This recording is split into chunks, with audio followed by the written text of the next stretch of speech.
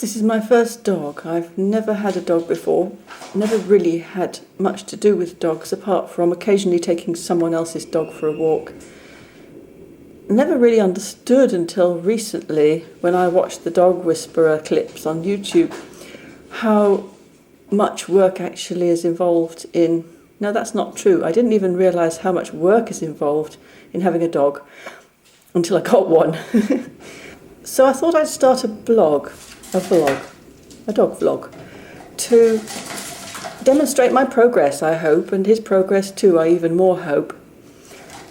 Because having embarked on this journey, I would like to look back and see my progress, and I'd also like to share with others how difficult it is. I started off by thinking I'll take a rescue animal. People are always saying, oh, there's so many rescue animals, don't go to a puppy farm. You just encourage the breeders to produce more dogs that nobody wants or nobody can cope with.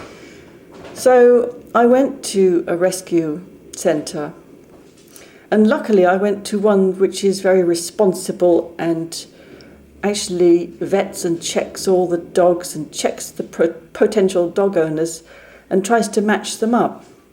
Now most of the dogs they had are actually young dogs, like about a year old, that I guess people have taken on as puppies and then not been able to train properly, and when they've become too out of hand, they've been handed over to the dog rescue. Well, now I've got a puppy of my own, I realise that they were quite right to say, you don't have the experience, you shouldn't take on a dog that has more problems.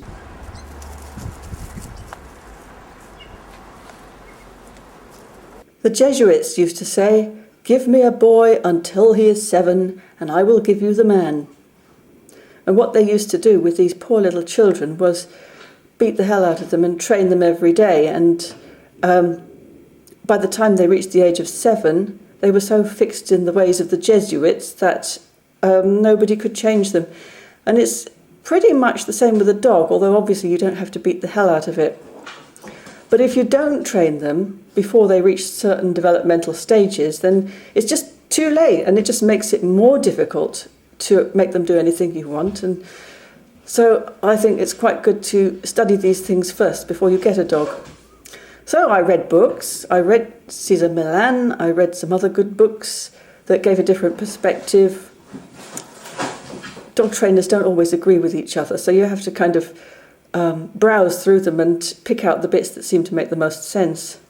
Anyway, so then I thought, I've got it. I know what to do. All I need to do is to practice putting it into practice.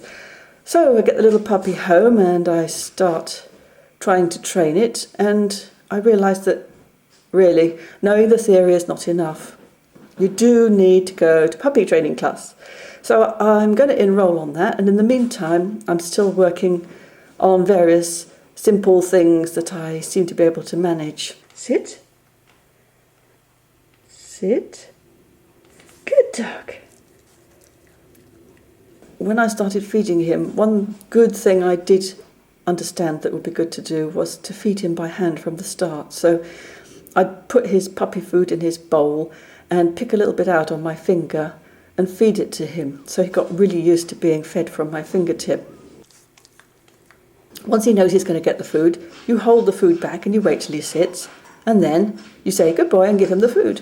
And he very quickly learnt that if he sat still, he'd get the food. He sometimes sits of his own accord, and every time I see him sit, I say, sit, good dog, and so he associates the word with the action. But the tricky thing is to actually observe him starting to do it and to say the word before he's done it. He has a very short memory span, and you have to say the word at the exact moment so that he'll twig that that's what it means. And the other thing about puppies is they're actually not the same as babies. When you have a baby, the automatic thing is to talk to the baby the whole time. Human babies are wired up to learn language, and they just pick it up from hearing you talk it all the time, and so you're wired up to actually talk all the time. It's just destroying his enclosure there.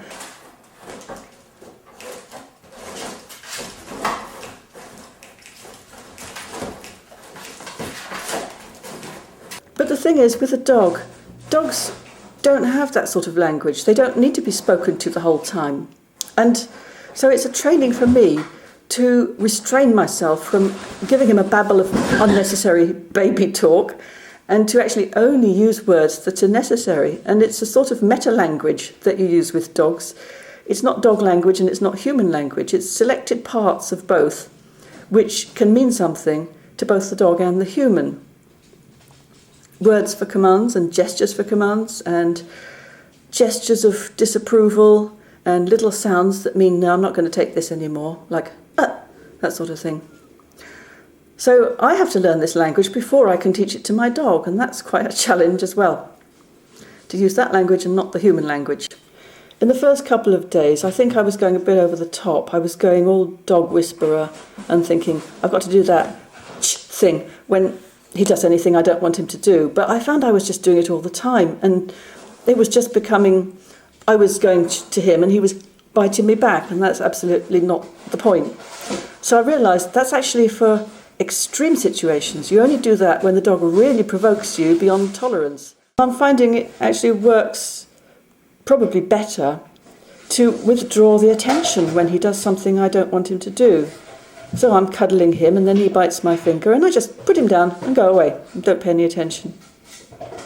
And he's beginning to respond to that, whereas he wasn't really responding to the constant ch-ch-ch thing. So we're finding a balance, and it's all good stuff.